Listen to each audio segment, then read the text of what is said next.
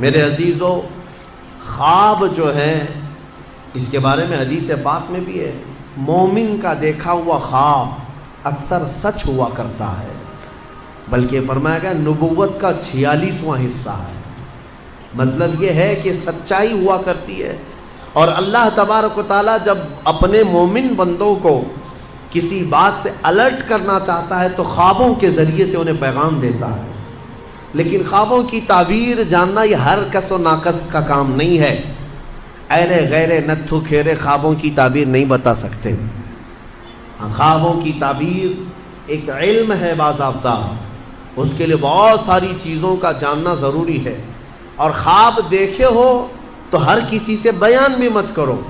فرمایا گیا کہ اس سے بیان کرو جو خوابوں کی تعبیر کا علم رکھتا ہے، عالم دین ہے یا عالم باعمل ہے، اس کے پاس تم اپنے خواب بیان کر سکتے ہو۔ ہر ایک کے سامنے خواب بیان کرنا بھی نہیں چاہیے، مومنوں کو یہ کہا گیا ہے۔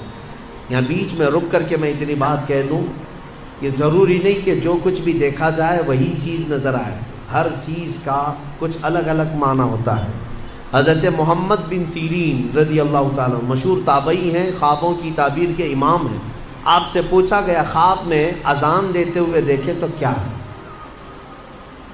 اذان دیتے ہوئے اگر دیکھا تو اس کی تعبیر کیا ہوگی، اس کا معنی کیا ہو سکتا ہے؟ توجہ چاہتا ہوں میں، صرف جھٹ سے ایسے ہی تعبیر نہیں بتا دی جائے گی کہ اذان دیتے ہوئے دیکھے، ہاں اس کا معنی یہ ہے۔ پہلے یہ دیکھا جائے گا کہ دیکھنے والا کون ہے۔ خواب دیکھنے والے کے اوپر ڈیپینڈ کرتا ہے، دیکھنے والا کیسا ہے۔ تو دو تعبیریں آتی ہیں اس کی۔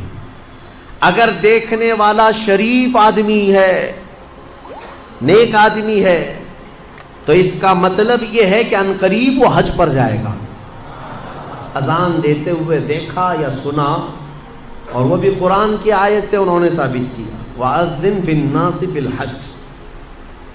اذان دیتے ہوئے اگر نیک آدمی نے دیکھا، پابند صوم و صلاۃ ہے، تو اس کا معنی ہے کہ وہ حج پر جائے گا۔ اور اگر فاسق و فاجر ہے، بے عمل ہے، اس نے دیکھا اذان دیتے ہوئے، تو اس کا معنی یہ ہے کہ عنقریب وہ چوری میں پکڑا جائے گا۔ زمین آسمان کا فرق ہے تعبیروں میں، ایک ہی اذان ہے، دیکھنے والے کے اوپر ڈیپینڈ کرتا ہے۔ ایک حج پہ جا رہا ہے اور ایک جیل جا رہا ہے، چوری میں پکڑا جائے گا۔ اس کو بھی انہوں نے قرآن کی آیت سے ثابت کیا، فَأَذَّنَ مُؤَذِّنٌ أَيَّتُهَا الْعِيرُ إِنَّكُمْ لَسَارِقُونَ۔ قرآن پاک میں یہ دونوں جگہ پر اذان کا لفظ آیا۔ اسی طرح سے ایک اور بات میں عرض کر دوں، حضرت زبیدہ خاتون جو خلیفہ ہارون رشید کی بیوی ہیں، انہوں نے ایک رات خواب دیکھا تھا، بہت بھیانک خواب دیکھا۔ بہت سارے مرد مل کر کے ان کی عزت لوٹ رہے تھے، عصمت دری کر رہے تھے۔ وہ ڈر گئی صبح اٹھ کر کے۔ یہ وہی زمانہ ہے جب حضرت محمد بن سیرین موجود تھے۔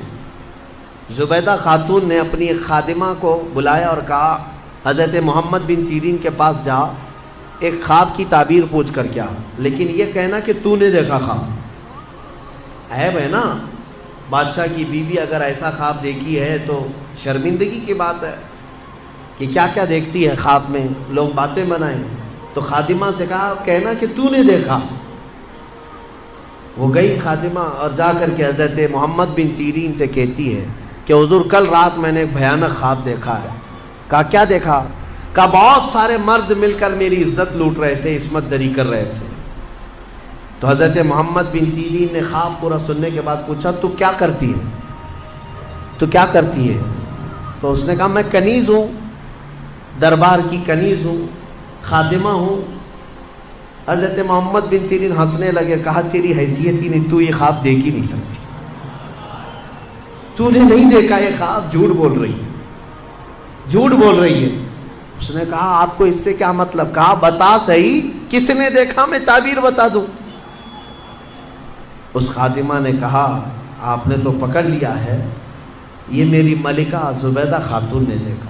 تو حضرت محمد بن سیرین نے کہا ٹھیک ہے جاؤ اپنی ملکہ اپنی زبیدہ سے یہ بشارت دے دینا کہ اس خواب کی تعبیر کوئی گھناؤنی نہیں ہے، عنقریب وہ ایک ایسا کام کرے گی جس سے پوری امت فائدہ اٹھائے گی، نیک کام کرے گی۔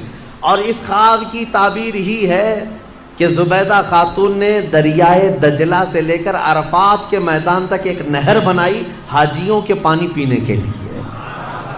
ہاں، ایک نہر زبیدہ خاتون نے اپنے پیسوں سے بنوائی تھی۔